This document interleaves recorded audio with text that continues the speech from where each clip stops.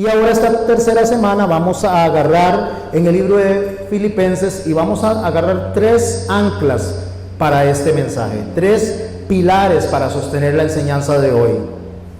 Cuando ustedes escuchan esta frase de Filipenses 4:13, todo lo puedo en Cristo que me fortalece, esa va a ser una de las anclas para hoy. Va a ser la que vamos a abordar al final. Después tenemos otra ancla de la cual nos vamos a agarrar como idea central, como idea áurea para caminar alrededor de esta sentencia, o más que sentencia, de esta determinación que Pablo dijo: para mí el vivir es Cristo y el morir ganancia. Eso lo encuentra en Filipenses 1:21, ese es el otro pilar, el primero que vamos a utilizar. Y hay otro que le dice él a ellos allá en Filipenses 4:4, también ese va a ser otro de las ideas centrales: regocijaos en el Señor siempre. Esa es la otra idea central, regocijaos en el Señor, ¿cuándo? Siempre. Eso es lo que dice Pablo. Bueno, alrededor de esto vamos a abordar la carta que se le conoce como la carta del gozo. No sé si usted lo sabía. Se le conoce como la carta del gozo, o se le conoce también como la carta de los agapetos. ¿Le suena nuevo eso a usted? Los agapetos son los amados, las personas que él amaba. Pablo tenía una buena relación con todas las iglesias. A la mayoría de las iglesias les escribía con cartas tal vez de llamarle la atención, pero a los filipenses le escribe de una forma diferente, y lo vamos a ver. Filipenses los filipenses estaban justamente en Filipo. Allá en el Hechos, capítulo 16, no vayan, solo es parte de la ilustración del contexto, es donde se forma la iglesia de Filipenses. Pablo llega ahí y se encuentra con una mujer que hacía tintes en las telas, se llamaba Lidia, y después es apresado y conoce también a un carcelero al que se le conoce como el carcelero de Filipo. Esa es la iglesia que Pablo funda, con una mujer comerciante, una mujer reconocida, una mujer adinerada y un carcelero. Ahí inicia los filipenses, o la iglesia de los filipenses. Eso fue más o menos ahí entre el año 48, año 50 después de Cristo. 10 años después aproximadamente escribe o les manda a ellos desde prisión, desde Roma, lo que hoy vamos a leer. Pablo, durante todo el proceso de sus 4 viajes, el viaje a Filipo fue el segundo de los 4. Durante todo el proceso Pablo sufrió increíblemente. Fue azotado, fue golpeado, fue atrapado y encadenado junto con criminales. Recibió toda clase de agresiones. Incluso en una oportunidad hasta lo habían golpeado tanto que lo dieron por muerto. Algunas personas dicen que lo dieron por muerto y él se levantó y fue de nuevo a predicar. Mas otros expositores de la Biblia, personas muy serias, consideran que Pablo fue resucitado en ese momento, o fue arrebatado en ese momento, porque es cuando él más adelante dice: conozco un hombre, dice, no sé si en espíritu, refiriéndose a él mismo, que fue arrebatado a los cielos y que se le revelaron cosas difíciles de explicar, cosas inefables. Cuando él se refiere a eso, los estudiosos serios dicen que eso ocurrió ese día. Bueno, le preguntaremos a nuestro hermano cuando estemos allá en el cielo si fue eso así o si no fue así. Pero es interesante poner en nuestra mente y contextualizar cómo Pablo dice esto y lo que pudo haber pasado en ese momento y por qué lo dieron por muerto. Bueno, no digo que haya resucitado, pero sí digo que sí pudo haber sido en ese momento trasladado, al igual que Juan, al tercer cielo, y ahí fue donde Pablo recibió todas las revelaciones que escribe para nosotros. Muchas veces, aún en ese momento que fue apedreado, muchas veces nosotros escuchamos al apóstol Pablo y decimos: qué carga Pablo, ¿eh? Qué bueno, cómo soportó, qué qué valentía, qué energía. A mí me gustaría ser como Pablo. Bueno, usualmente tenemos ese error nosotros de querernos comparar con otro ser humano. Aunque él diga que me imiten a mí, él lo que estaba hablando era y exponiendo su testimonio. O sea, vean mi testimonio, y cuando el testimonio es irreprensible, entonces nosotros podemos tener la autoridad de decirle a una persona, mire, esto es lo que yo estoy haciendo. Porque una persona irreprensible es eso, una persona que con su testimonio predica consecuentemente que lo que dice con la boca. Lo que dice con la boca, lo dice con sus acciones. Bueno, Pablo es a nosotros un ejemplo de fortaleza, sí, pero no siempre fue así. Pablo no siempre tuvo esa fortaleza. En algunos momentos Pablo flaqueó como usted y como yo. Por eso es que nosotros tenemos que poder abordar a la persona tal y cual es, como un ser humano, como una persona, no como un Superman, una superestrella, sino como un ser humano que hizo su esfuerzo y redobló su esfuerzo para agradar a Dios. Y eso lo puede hacer usted y lo puedo hacer yo también, aún en medio de nuestra aflicción. Cuando Pablo escribe esto, probablemente si no nos ubicamos en su humanidad, podríamos pensar que Pablo en ningún momento tuvo sufrimiento como tal.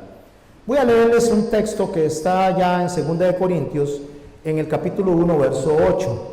Leo: porque hermanos, dice, no queremos que ignoréis acerca de nuestra tribulación, que nos sobrevino en Asia, pues, escuchen lo que dice Pablo, fuimos abrumados más allá de nuestras fuerzas.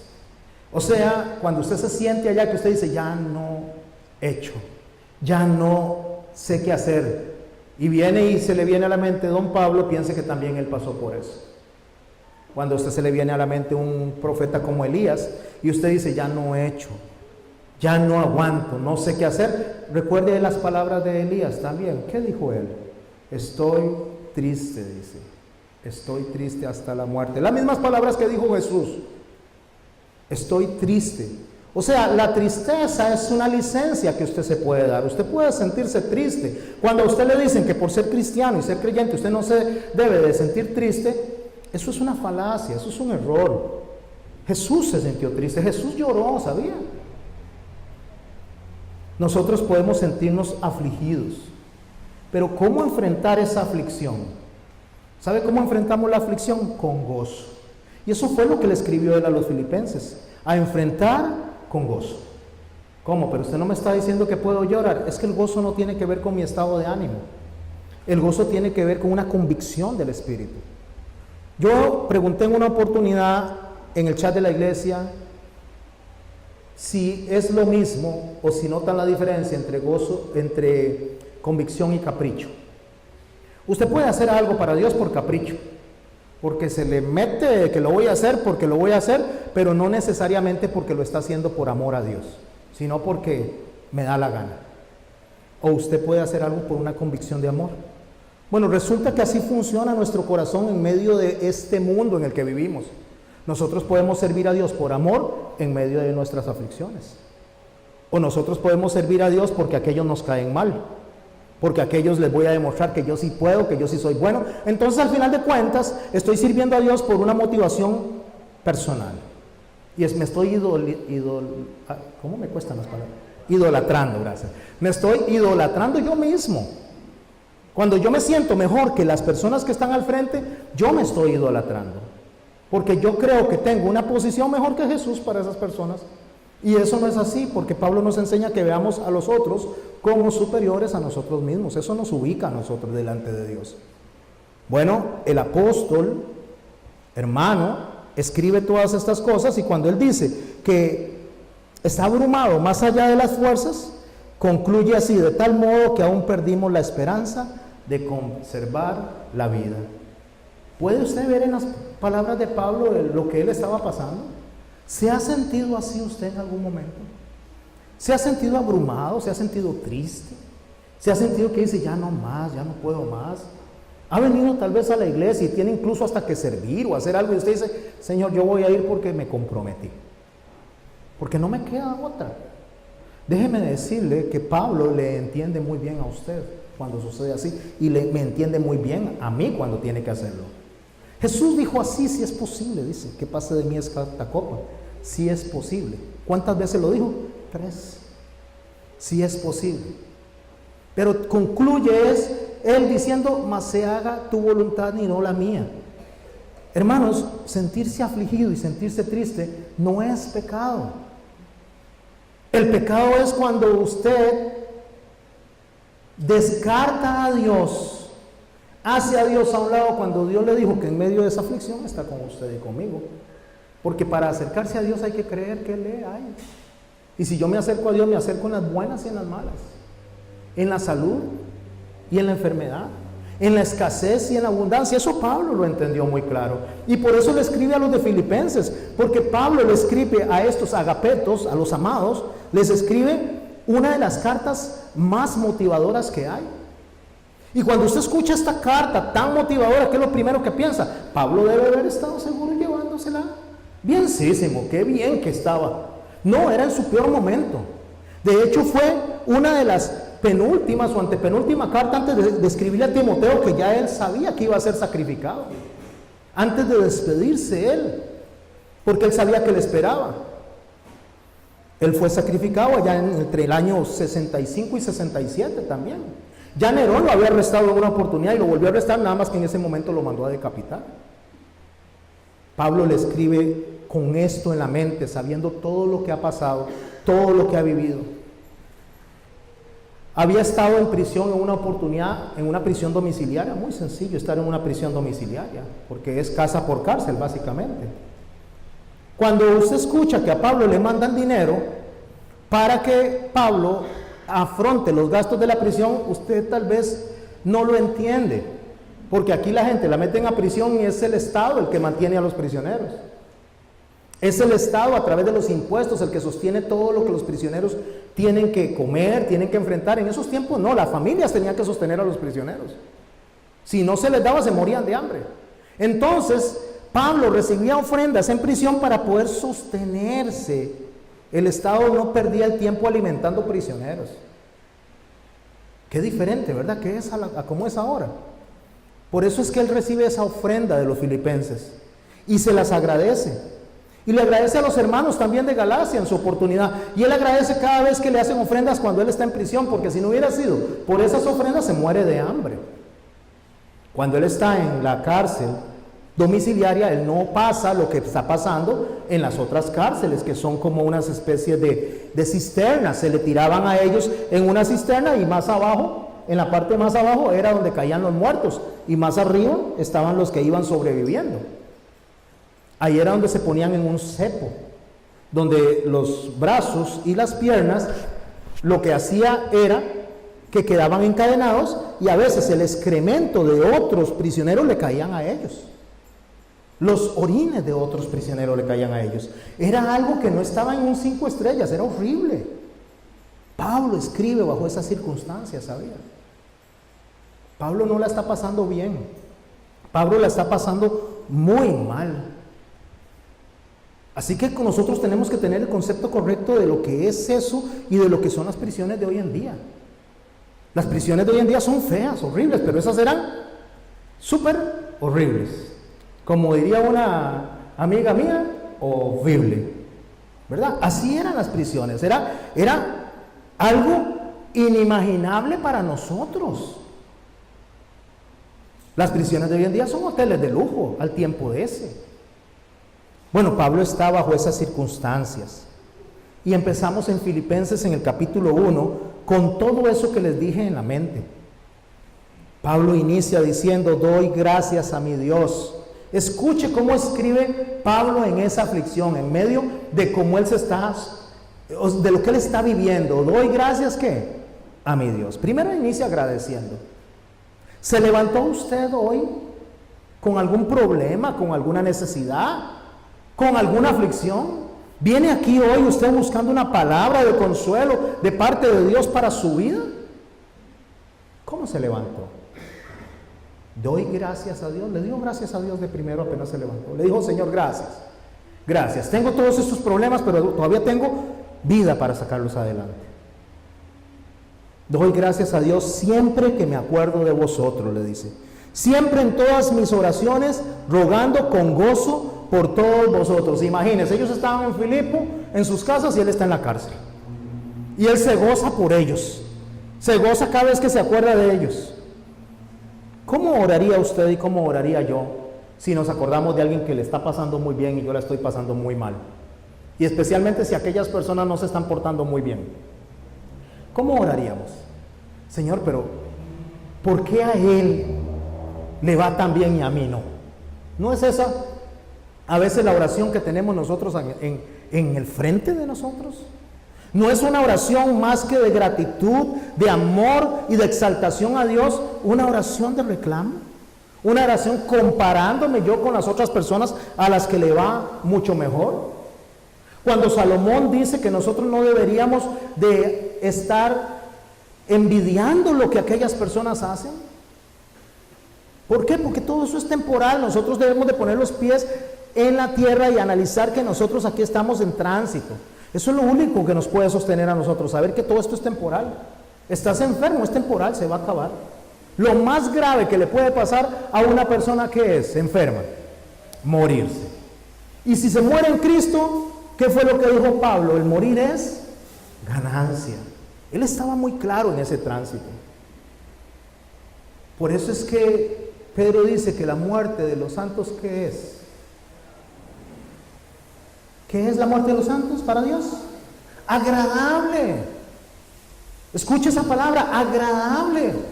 ¿Cómo agradable va a ser la muerte de los santos? Que es agradable, es en el momento en que Él va a estar cara a cara y yo voy a estar cara a cara con Él. Es lo mejor que nos puede pasar.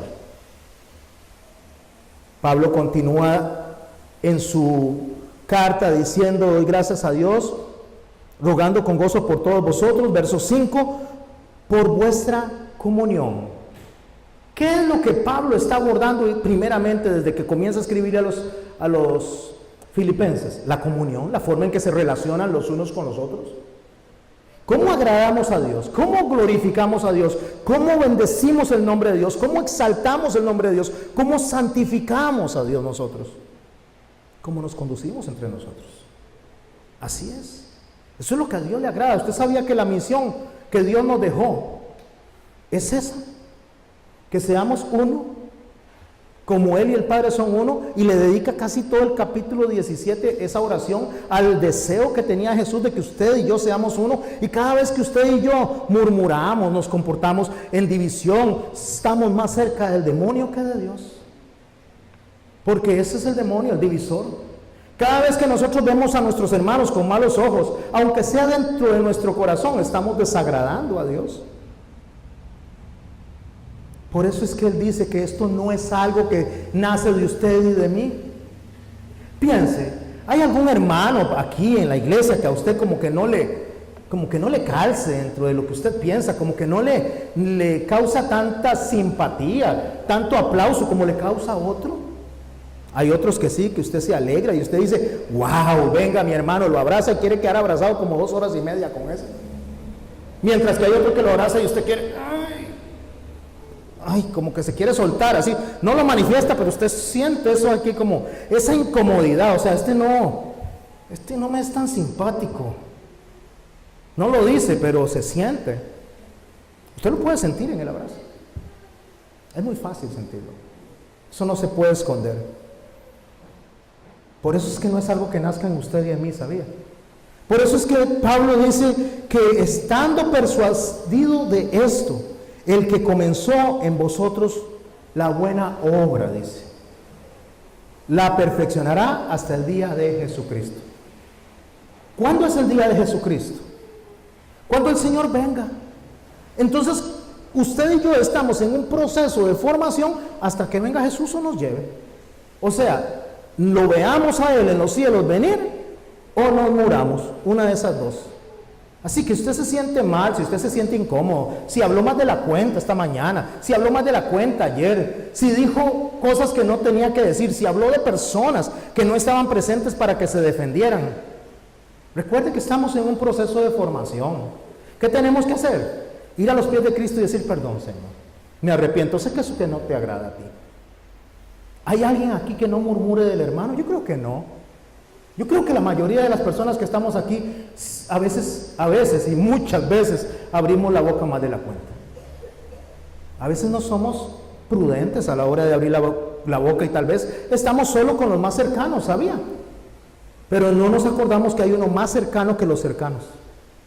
Usted puede hablar con su esposa, puede hablar con su hermano, con su hermana, con un hermano que sea más afín a usted, pero hay uno más cercano de todos, el que mora en usted, el que mora en mí, el Espíritu Santo que me guía a toda verdad.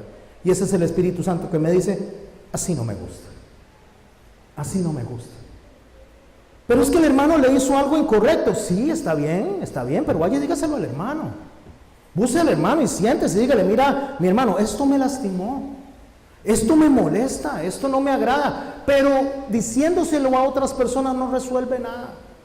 Solo causa división, causa un sentimiento en su corazón y desagrada a Dios.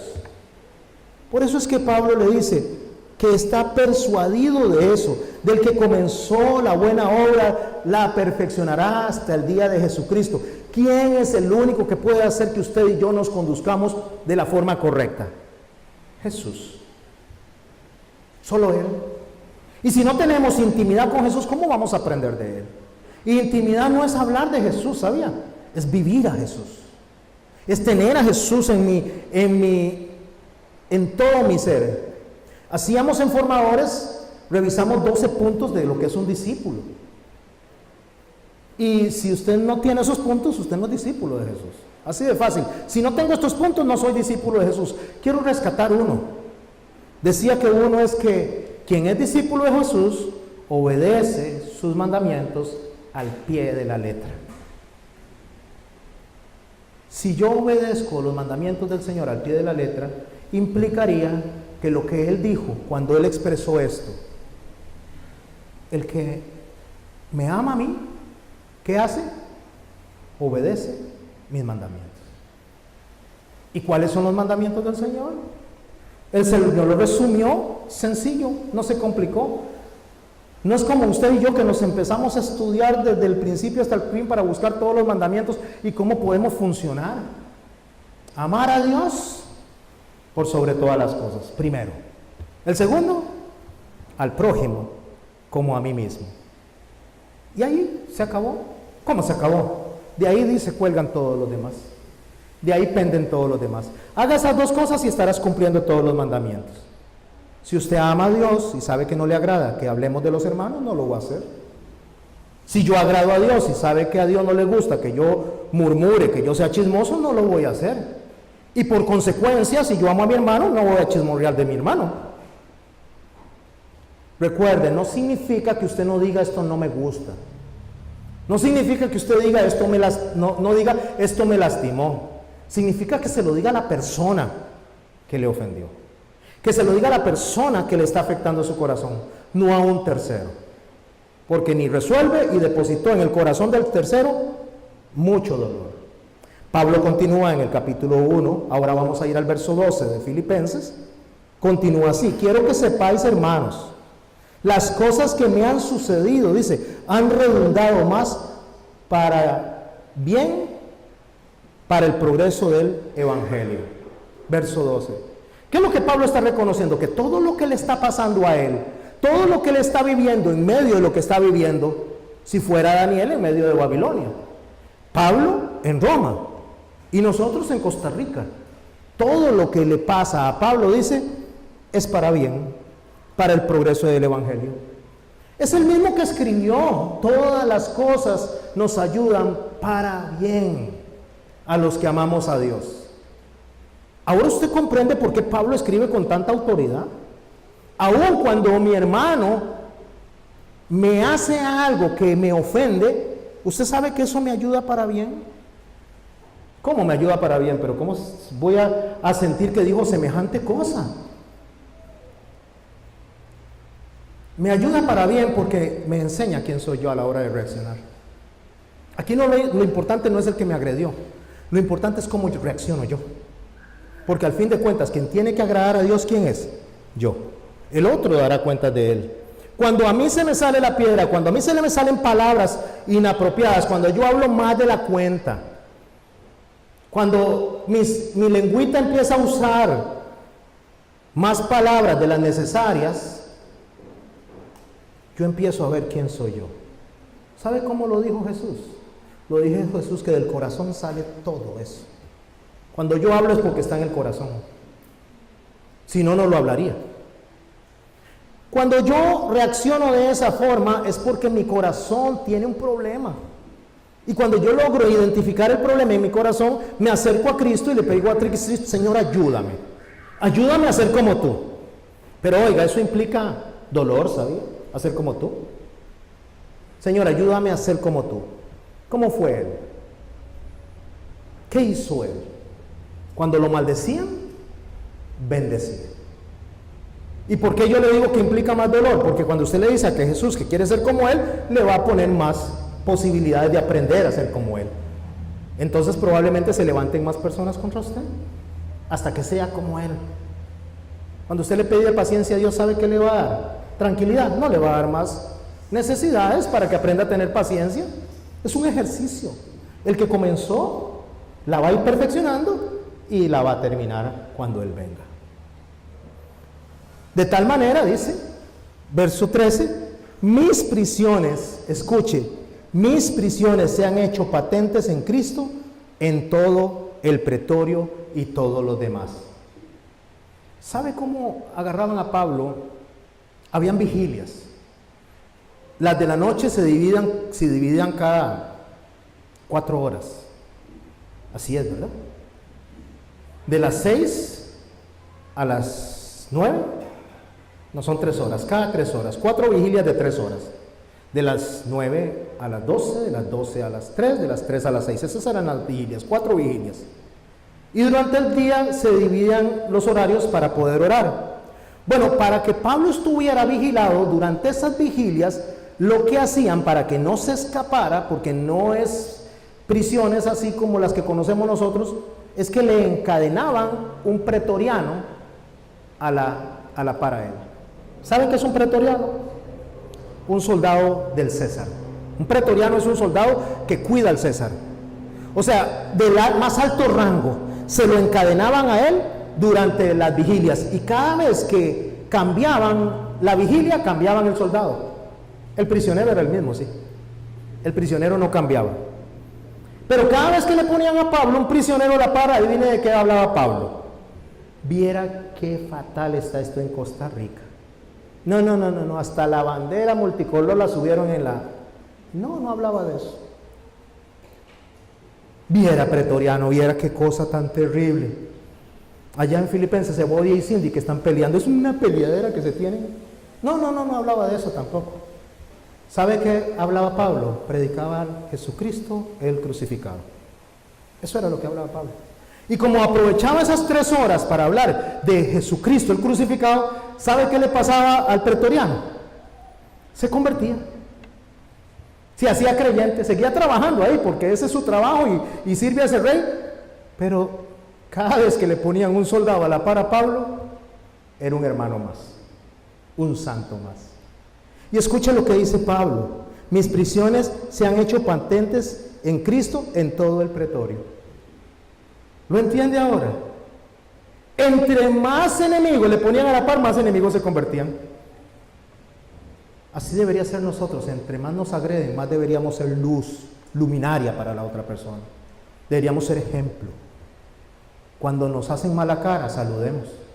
Cuando no nos quieren hablar y cogen a la izquierda, vaya usted a la derecha, no importa. No, es que yo ¿por qué le voy a hablar a este si este es un odioso? Porque Jesús sí lo haría. Porque Jesús lo hizo. Porque Pablo lo hacía, aprovechaba cada oportunidad que el otro le daba de reflejarle luz en medio de las tinieblas. Cada vez que abría la boca, Pablo lo que hacía era mencionar a su Señor y nuestro Señor Jesucristo. No era para murmurar, no era para decir, qué mal me cae Jonathan, ¿ah? ¿Cómo se le ocurre ponerse esa camisa tan re bonita? No. Lo que hacía era, cuánto amo a Jonathan, qué bien se ve Jonathan con esa camisa. Se ve todo simpático, ¿ah? Siempre edificaba. Jesús siempre edificaba. Que tú sí seas sí, tú no seas no, decía el Señor. ¿Sabe qué está diciendo con eso? No hable más de la cuenta. Así de fácil. Cuando Él dice que tú sí seas sí y tú no seas no, no hable más de la cuenta. Dígame una cosa, ¿por qué llegó tarde hoy? Ya, porque es que taca y me atrasó y las chiquillas y el chiquillo y estos y estos y estos puso en mal a toda la familia. Y después la familia está viéndolos así, ¿por qué? ¿Y por qué no dice que usted se levantó tarde? Y que a mí me tocó toda la carga en los hombros. ¿Por qué no dice que usted se levantó nada más de la cama al baño, si es que se bañó, y del baño a la mesa a desayunar? Es hablar de qué? De más. ¿Por qué llegó tarde? Ya, disculpe, voy a tratar de que no vuelva a pasar. Punto. Suficiente, las palabras necesarias. Por eso es que cuando Pablo, allá en el capítulo 4, no se vayan del capítulo 1, cuando Pablo en el capítulo 4, en el verso 21 y 22, se despide, oiga las palabras que usa: los hermanos que están os saludan todos los santos. O sea, le dice a los filipenses: los hermanos que están conmigo los saludan. Todos los santos, dice. Os saludan, y especialmente, escuche esta palabra, y especialmente los de la casa de César. ¿De quién está hablando él? De los pretorianos. De los pretorianos, de los enemigos que ahora son ¿qué? Sus hermanos. Ahora son santos. ¿Se acuerda? No sé si fue en la primera o en la segunda prédica que les dije del caos que se nos hace a nosotros cuando se va la internet. ¿Se acuerdan? Se va la internet, ¡qué barbaridad! Se fue la internet, no tengo, y estaba chateando, le estaba mandando un mensaje en este momento a Rafa. ¿Ahora qué le voy a decir a Rafa? Ahora Rafa va a pensar que yo no le quiero hablar, va a pensar mal de mí. Y empezamos cada uno de nosotros a hacernos un montón de cosas y caos porque se fue la corriente. Vamos de camino para la playa, vamos a la playa, pasar 3-4 días en la playa, se nubla todo, se hace un montón de aguacero y se nos amargó el viaje. Porque las circunstancias nos amargan la vida a nosotros. Las personas nos amargan la vida a nosotros. Ahora la pregunta es, ¿nos amarga la vida las circunstancias? ¿Nos amargan la vida las personas o yo me amargo la vida? Cuando alguien me amarga la vida es porque esa persona tiene el control de mi vida. Cuando las circunstancias me amargan la vida es porque esas circunstancias tienen el control de mi vida. Pero cuando Cristo controla mi vida, nada me saca de ahí. ¿Me puedo enojar? Sí. Airaos, pero no pequéis. Me puedo sentir triste, incluso hasta la muerte, hasta morir. Pero sé que mi seguridad descansa en el regazo de Jesús. Verso 19 del capítulo 1. Porque sé que por vuestra oración y la suministración del Espíritu de Jesucristo, esto resultará en mi liberación. ¿Qué pasaría si a usted le dicen eso? Oremos y oremos para que Pablo sea libre. Y Pablo le dice: yo sé que si entre más oren, yo voy a estar libre. Además, no solo oren, declaren. Tomen las promesas. Yo voy a estar libre, no me va a pasar nada. ¿Sabe qué le pasó a Pablo? ¿Sabe cómo murió Pablo? Decapitado, como ciudadano romano. Los ciudadanos romanos no eran crucificados, era una muerte que duraba mucho tiempo. Los ciudadanos romanos, cuando hacían algo incorrecto, para que la muerte fuera en segundos, había una concesión, era como un honor. Le cortaban la cabeza. Se moría, pero en segundos, no sufría tanto. Bueno, Pablo fue decapitado. Pablo sabía que esa era la muerte que a él le iba a tocar. Pablo sabía que al pedir estar delante de César, ¿qué le iba a suceder? Ser decapitado. Y ya el Espíritu Santo le había revelado el tipo de muerte que él iba a tener. Pero él dice que las oraciones de los filipenses, él está feliz porque podían resultar en la liberación.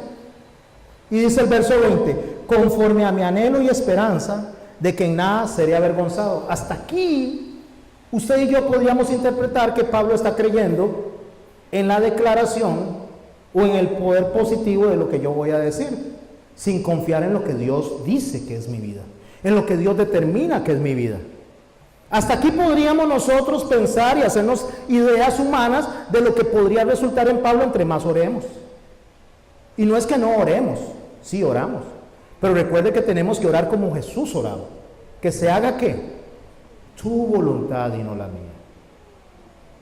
Antes bien, con toda confianza, escuche lo que dice Pablo, como siempre, ahora también será magnificado Cristo en mi cuerpo. ¿Qué es magnificar? Exaltar, alabado, glorificado, puesto por sumo de todo. ¿Cómo? Va a ser en el cuerpo de él. Cuando lo suelten, Pablo dice, por vida o por muerte. Sea que viva o sea que muera, Pablo sabe que él está en las manos de Cristo. No importa lo que le esté pasando. Le está escribiendo la carta de gozo a Filipenses y le está diciendo, me maten o no me maten, Cristo va a ser exaltado en mi muerte o en mi vida. ¿Ha sentido usted eso así? ¿Lo ha pensado eso así? ¿Sabe usted que cuando una persona nos hace algo a nosotros que nos afecta, nos duele, nos hace sentir que se sale aquellos higaditos que creíamos que no estaban ahí, ahí podríamos exaltar a Cristo? ¿Podríamos exaltarlo con el hermano que nos ama o con el hermano que no nos ama tanto? Sea en vida o sea en muerte. No importa lo que está al frente, al final de cuentas es que voy a poner yo al frente de Dios, en mi corazón.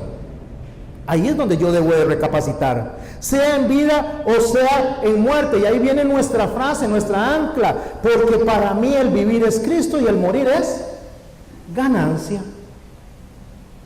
Para mí el vivir es Cristo y el morir es ganancia. Y él está hablando de una muerte literal, pero también Jesús dice, cada quien tome su cruz y ¿qué? Sígame. ¿A qué está hablando? A la renuncia, al derecho de pedir venganza, al derecho de reclamar algo. Si alguien le hace algo a usted, sabe que hay derecho de reclamar, pero cuando usted renuncia a ese derecho y usa las palabras de Cristo, perdónalos porque no saben lo que hacen, es abdicar a mi forma de vivir para que el reino de los cielos viva en mí. Eso es, ¿qué es abdicar? Es renunciar. Es alejarme de mi concepto de justicia y acercarme al concepto de justicia de Dios. ¿Cuál es el concepto de justicia de Dios? Oren por sus enemigos. Amen a sus enemigos. Y el enemigo no es el que está afuera, no es el ateo. El enemigo puede ser el de la misma casa.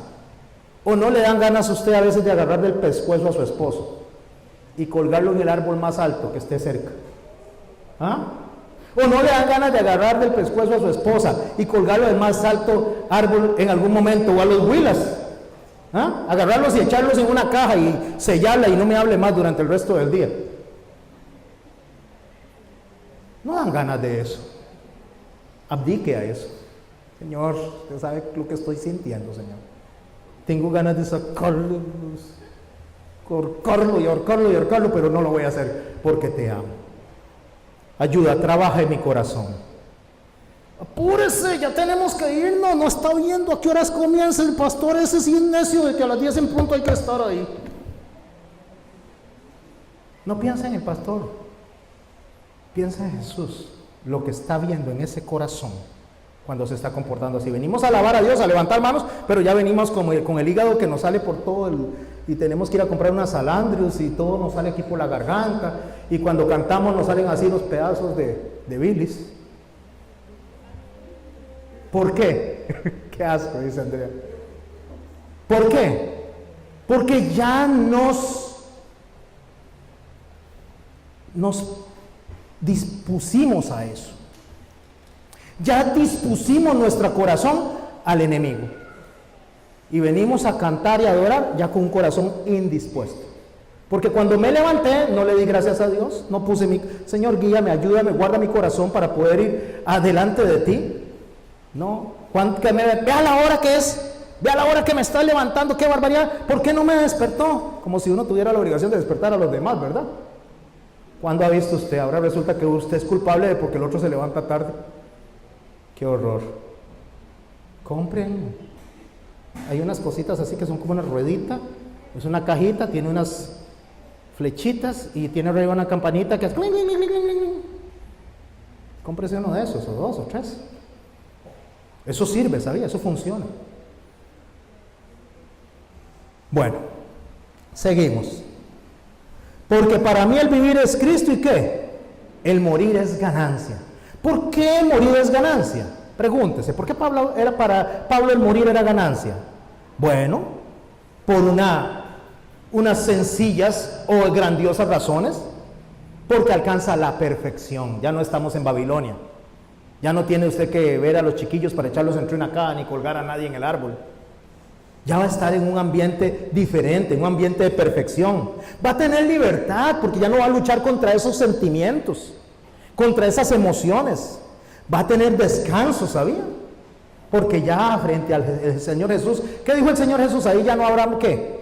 Más llanto, ya no habrá más tristeza, ya no habrá más dolor. Y añádele, ya no lo van a molestar más, ya no van a murmurar de usted, ya no van a hablar, porque todos esos que son murmuradores y chismosos y personas, todas esas, hay un texto donde dice, ni los murmuradores, ni los fornicarios, ni estas personas heredarán el reino de Dios, no van a estar ahí. Van a estar en otro lugar. Pero yo también murmuré. Dé gracias a Dios por Jesucristo, entonces, así dijo Pablo, ¿verdad? Doy gracias a Dios por Jesucristo porque debería estar allá, pero tratemos de no hacerlo. Tratemos de cada día ser mejores. Ese es el proceso de santificación. Y en el verso 22, ahí mismo en el capítulo 1 dice, mas si el vivir en la carne, o sea, si el vivir en la humanidad resulta para mí beneficioso de la obra, no sé entonces qué escoger. Qué raro habla Pablo, ¿eh? Seguro que llega el pretoriano y le dice, Pablo, ¿qué le gustaría más? ¿Que lo matemos o que lo liberemos? Espérate, a ver si escojo, a ver qué me gustaría más. O, Pablo, ¿qué le gustaría a usted más? ¿Estar libre o estar en la cárcel? A ver qué me gustaría más. ¿No parece como que si Pablo estuviera diciéndonos a nosotros que él tiene la posibilidad de escoger lo que él quiere? ¿Estar libre o estar en cadena? ¿Morir o vivir? Pareciera eso, dice. Mas si el vivir en la carne resulta en beneficio de la obra, dice, no sé entonces qué escoger. O sea, si estar en medio de los hermanos que me sacan la piedra es beneficioso, no sé, si irme de esta iglesia a otra iglesia donde todos sean perfectos o quedarme aquí, ¿qué escojo? A ver, ¿me voy o me quedo? ¿Me voy a otra iglesia donde nadie me haya hecho nada o ejerzo mi perdón en medio de la iglesia donde debo de perdonar? ¿Qué voy? ¿Qué hago? ¿Me voy o me quedo? Parecería que Pablo nos enseña que eso podemos hacerlo, que usted puede escoger si enfrenta las situaciones como Cristo o se aleja. Pareciera eso. Sigamos leyendo. No sé entonces qué escoger, porque entre ambas cosas estoy puesto en estrecho, o sea, no hallo ni qué decidir. Teniendo el deseo de partir y estar con Cristo, lo cual es muchísimo mejor. O sea, parece que Pablo está haciendo pesando. Espérate, pretoriano, espérate, todavía no me lleves a decapitar, a ver si me decapitas o me voy a quedar aquí en la tierra, aunque estoy sufriendo, para escribirle a los hermanos de gozo. ¿Qué hago? ¿Qué decido? Pero quedar en la carne es más necesario por causa de vosotros. O sea, Pablo dice que el sufrir le es mejor para que ellos aprendan en su sufrimiento. Entonces, ¿por qué Pablo dice que si hay algo que escoger? O sea, ¿tiene Pablo la posibilidad de escoger su vida en medio de la aflicción? No. ¿Usted sabía que no? Pero sí puede escoger algo. ¿Cómo va a enfrentar esa aflicción? Eso sí lo puede escoger. Usted no puede escoger de su vida. Estoy hablando de circunstancias no pecaminosas. En el pecado es muy fácil, renuncia al pecado, punto. Perdón, Señor, no lo vuelvo a hacer. Pero en las circunstancias que no están en sus manos, usted no puede escoger, pero sí puede escoger cómo enfrenta su corazón esas circunstancias. Por eso es que Pablo, en el verso, el verso 1 del capítulo 2, inicia así. Por lo tanto, una conclusión a la que llega Pablo: si alguna consolación hay en Cristo. Si usted se siente tan desanimado, si se siente tan abatido, si se siente tan agredido, si se siente que es menos que cero, uno negativo, dos negativos, si se siente así, pero si algo queda todavía ahí en adentro, si algo siente, si hay alguna consolación en Cristo, si hay un consuelo de amor, si le queda un vestigio de amor, si todavía le queda una semillita, una ceniza de lo que es amor en medio de lo que usted está sintiendo, la rabia que está sintiendo, si alguna comunión en el Espíritu Santo, si todavía tiene oportunidad de saludar a la otra persona, aunque sea, hola, ¿cómo estás? Si hay algún afecto entrañable, si hay alguna misericordia, completar mi gozo sintiendo lo mismo. ¿Sintiendo lo mismo que quién? Que Él. No, que sintió Cristo. Sintiendo lo mismo que sintió Cristo. Pablo continúa diciendo así, teniendo el mismo amor, unánimes, sintiendo una misma cosa. Escuche, sintiendo. Y repitas eso, sintiendo, porque lo vamos a ir desarrollando casi en todo el resto de la carta. Sintiendo lo mismo. Haya pues vosotros, verso 5, en vosotros este sentir que hubo también en ¿quién? En Cristo. El cual siendo en forma de Dios, pregunta, ¿hay algo aquí que sea Dios? ¿Está aquí por aquí Dios sentado? ¿Está Jesús sentado entre nosotros? ¿Hay alguien que haya creado la tierra? ¿Alguno de ustedes creó la tierra, los cielos? ¿Yo lo creo? ¿Hay alguien de los que estamos aquí que tenga ese nivel, esa altura, esa estatura, esa santidad, esa perfección, esa inmutabilidad? ¿Hay alguno aquí? No, ¿verdad? Ok, sigamos entonces. Si no hay ninguno aquí, entonces haya pues en vosotros ese sentir que hubo en Cristo, el cual siendo en forma de Dios no estimó el ser igual a Dios como cosa a que aferrarse. Si no somos Dios, entonces nos es más fácil, ¿o no? Si usted y yo no somos Dios, nos es más fácil renunciar a lo que tengamos que renunciar. Sino que se despojó a sí mismo, una renuncia voluntaria. ¿Está enojado usted con alguien? ¿Está resentido con alguien? ¿Guarda usted algún tipo de sentimiento contra otra persona? La única o el único que tenía todo el derecho a reclamar algo es Jesús. Y Él renunció a ese derecho. ¿Y qué fue lo que dio? Perdón. Tomando forma de siervo, porque vino a servir a los que le atacaban, hecho semejante a los hombres, a los mismos que Él creó, y estando en condición de hombre se humilló a sí mismo. Qué humillante. ¿Cómo se le ocurre que yo voy a saludar a ese? Hay que ubicarlo en el... No hay que ubicarlo, porque si él si él no se ubica, yo lo ubico. No hacemos eso nosotros. O se ubica o lo ubico. Y el Señor le dice a usted, no lo ubique, yo lo ubico. Ubíquese usted primero. Entienda que yo soy Dios, y si hubiera actuado como usted, ¿dónde estaría usted? En el infierno, quemándose a fuego lento, haciéndose obediente hasta la muerte y muerte en cruz. Por eso para mí el vivir es Cristo y el morir es ganancia. Cuando renuncio soy más como Cristo. Cuando saludo soy más como Cristo. Cuando abrazo, aunque no me abracen, soy más como Cristo. Y eso es ganancia. Eso es ganancia. Por lo cual, porque como Jesús hizo eso, como Cristo hizo eso, Dios lo exaltó ¿hasta dónde? Hasta lo sumo. ¿Se acuerda lo que el pastor Alejandro nos enseñó? Que para exaltarse hay que humillarse. Pero nosotros mismos nos queremos exaltar delante de la otra persona.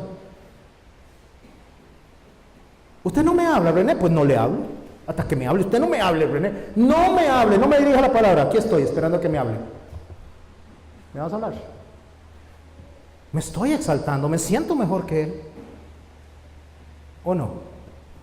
¿Cómo actúa Jesús? Marta, toma la iniciativa. ¿Sabe qué dice la Biblia? Por si no lo hemos leído. Él nos amó primero. Él nos buscó primero. Él. ¿Y quién es Él? Dios. ¿Hay alguno más santo que Él? ¿Alguno que no se equivoque? Voy a bajar la mano porque no quiero levantar la mano. ¿Me estoy explicando?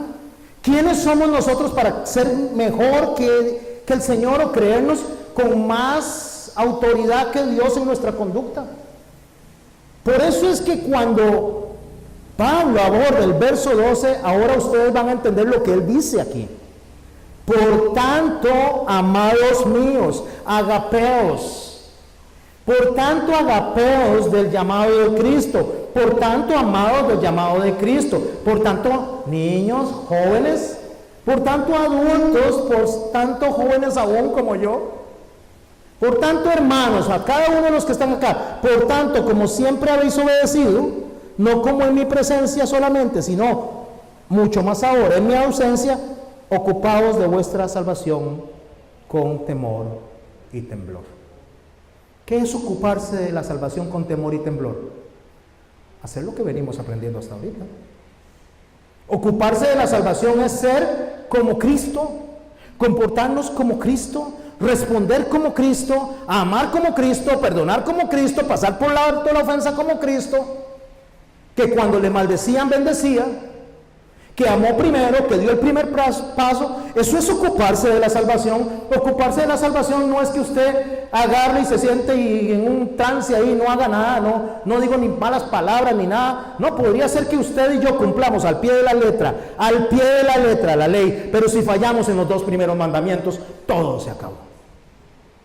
Amar a Dios por sobre todas las cosas y a tu prójimo como a ti mismo.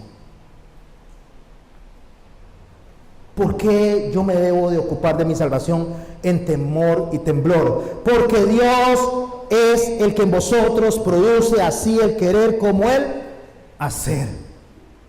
Por su buena voluntad, por aquello de que piense que usted es muy carga.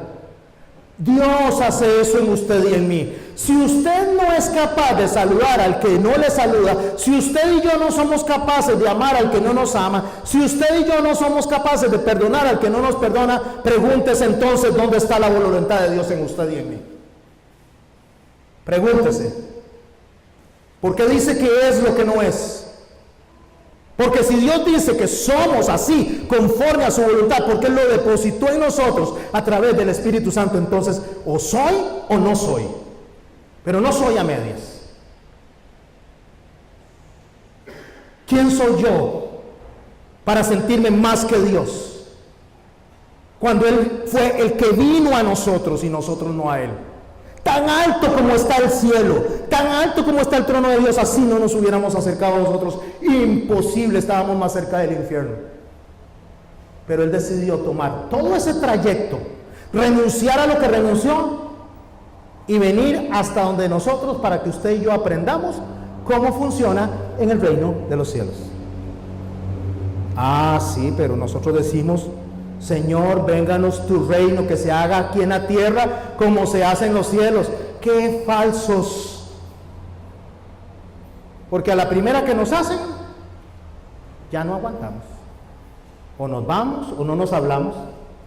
Yo no le estoy hablando a la iglesia del llamado de Cristo en particular. Todos los que me escuchen y me van a escuchar por internet, es a todas las personas que nos decimos creyentes que actuamos así. Así debe actuar un cristiano.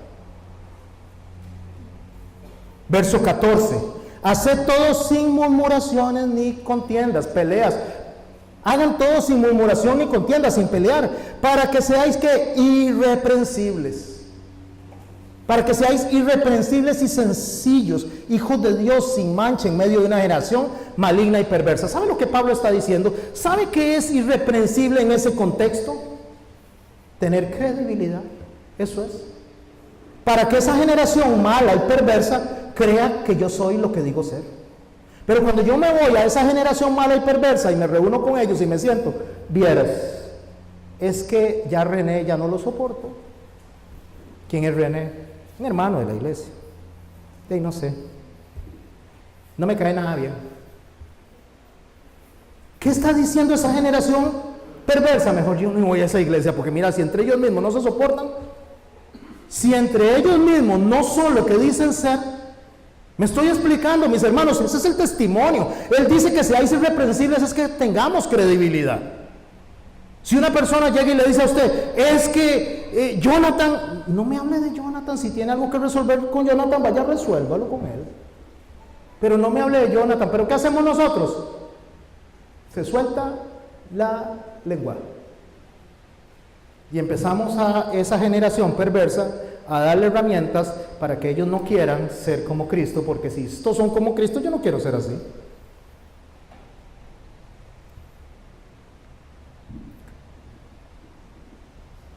Dice, en medio de la cual resplandecéis como luminarias en el mundo. ¿Qué debemos de ser nosotros? Luz. Luz en medio de las tinieblas. Voy a leer un poco más rápido la otra parte para ir cerrando. Verso 4 del capítulo 3. Aunque yo tengo también de qué confiar en la carne. Si alguno piensa de qué confiar en la carne, yo más, dice. O sea, humanamente él era circuncidado, fariseo, de fariseos, hebreo, de la tribu de Benjamín. O sea, él tenía el cartón lleno para decir, yo sí soy carga. Pero todo esto, dice el verso 7, para mí, dice, que era ganancia, lo he estimado como pérdida por amor a Cristo. Vean, mi hermano, cuando usted y yo entendemos que todo lo que tenemos no es nuestro, es del Señor, que todo lo que tenemos, incluso nuestra vida, es de Cristo. Nuestra vida es de Cristo. Usted y yo vamos a reaccionar diferente, porque tenemos una vida prestada y Él la toma cuando Él la quiere. Si la misma suya, siendo Dios, dice, yo doy mi vida, nadie me la quita, y después de que la doy, la vuelvo a tomar, ¿qué va a hacer con su vida y la mía? ¿No es más fácil tomar su vida y la mía? Él es Dios, Él nos hizo. Por eso es que Pablo dice que él no pretende haberlo alcanzado todo, verso 13. Pero dejo lo que queda atrás. ¿Y pone los ojos en quién? En el galardón. Hermanos, nosotros tenemos que dejar de lado lo que ya ha pasado y empezar a construir a lo que viene hacia adelante. ¿Qué es lo que viene hacia adelante?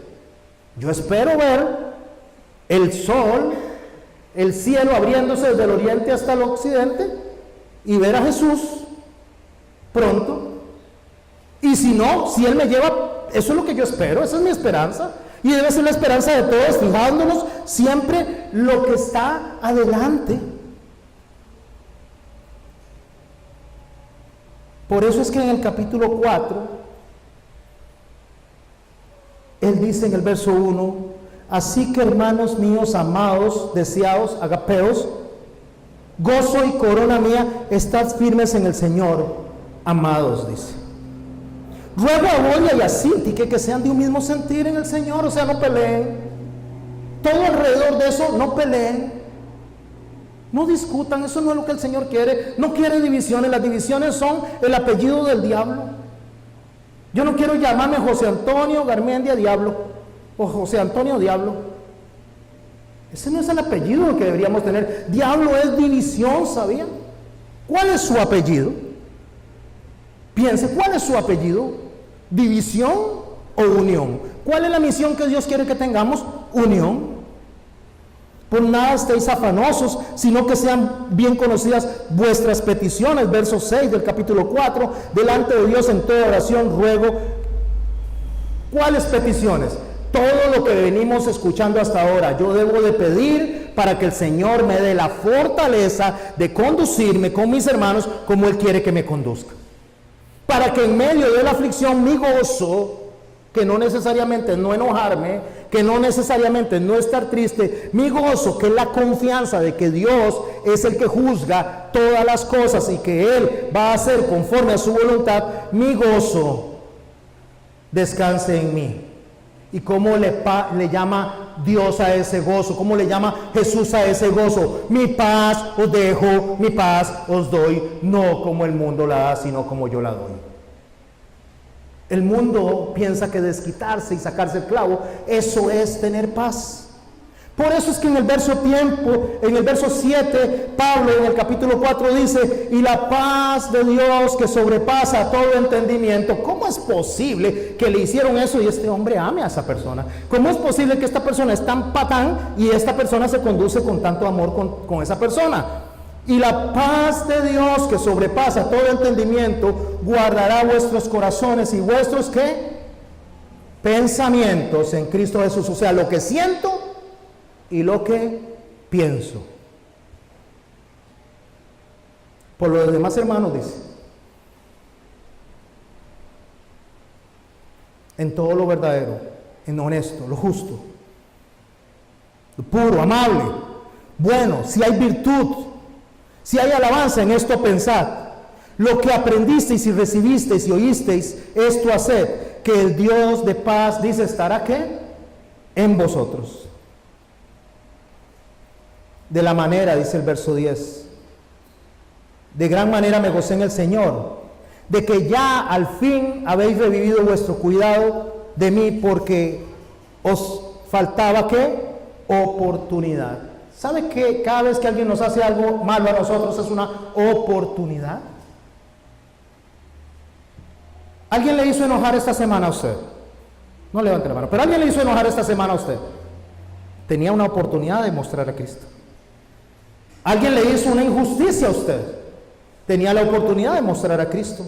Es una oportunidad que nos da Cristo a nosotros de comportarnos como Él. Por eso en el verso 10 del capítulo 4 dice, en gran manera me gocé en el Señor, ya que al fin habéis revivido vuestro cuidado de mí, porque os faltaba oportunidad.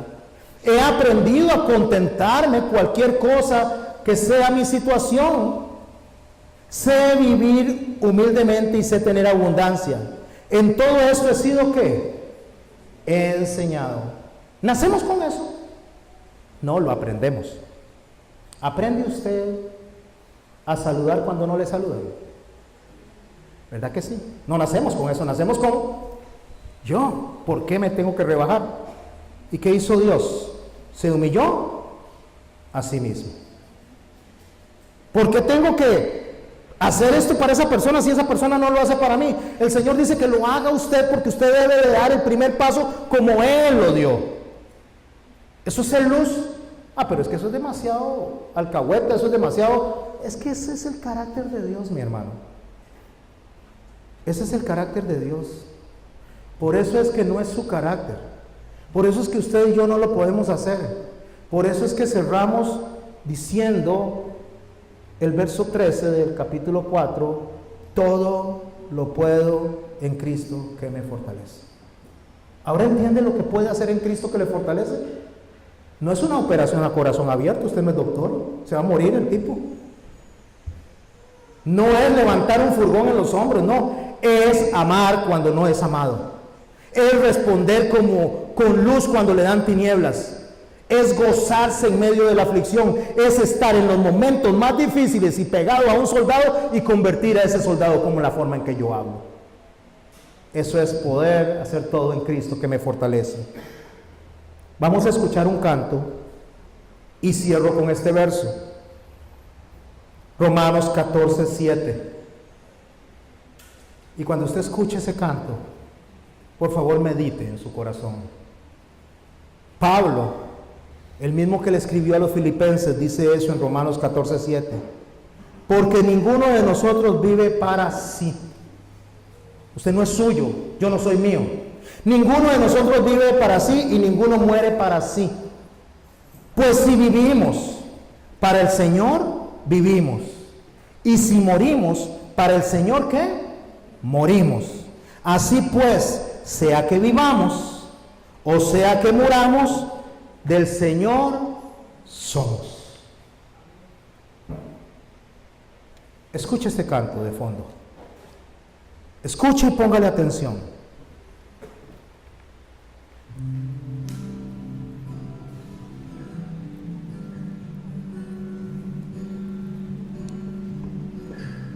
Viviendo en Babilonia, en medio de un caos sexual.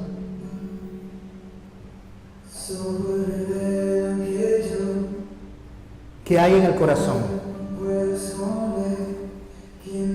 soy nada sin ti, oh fiel Señor. No, sin Él no podemos. Todo lo sabes de mí. Pero tampoco lo vamos a engañar. Cuando miras el corazón, todo lo puedes ver, muy dentro de mí. A los demás tal vez. Lleva mi vida a una sola verdad, que cuando me miras, nada puedo ocultar, Señor. Pero confío que es tu fidelidad que lleva mi vida más allá. Sé, Señor, no puedo negar que tu mirada puesta en mí me llena la paz que sobrepasa todo entendimiento.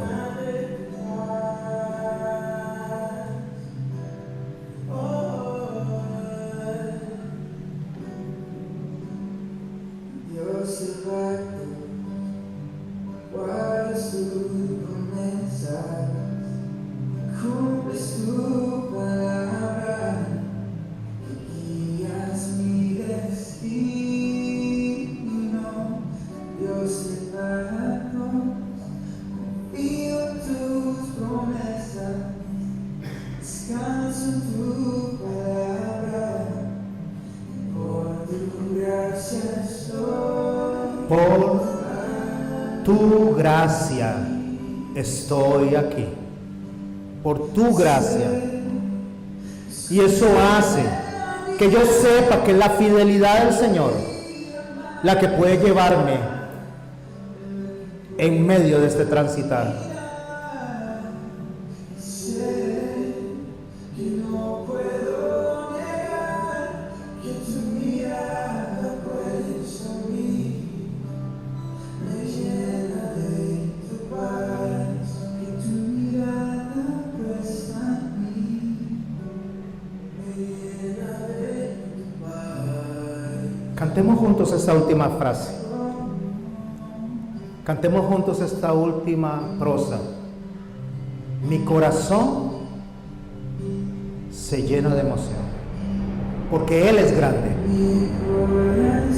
Juntos a ver, mis hermanos.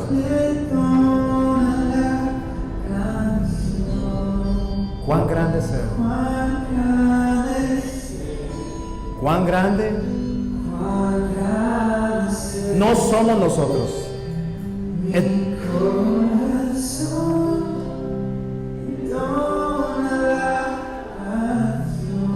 Cuán grande, Señor. Cuán grande eres, Señor. Cuán grande eres, oh Dios. Te damos gracias por esta mañana, Señor. Bendecimos tu nombre. Te damos gracias, Señor, porque sin ti no seríamos nada. Sea que vivamos, Señor, o sea que muramos, tuyos somos. En el nombre de Jesús. Amén. Gracias, mis hermanos, y que Dios los acompañe.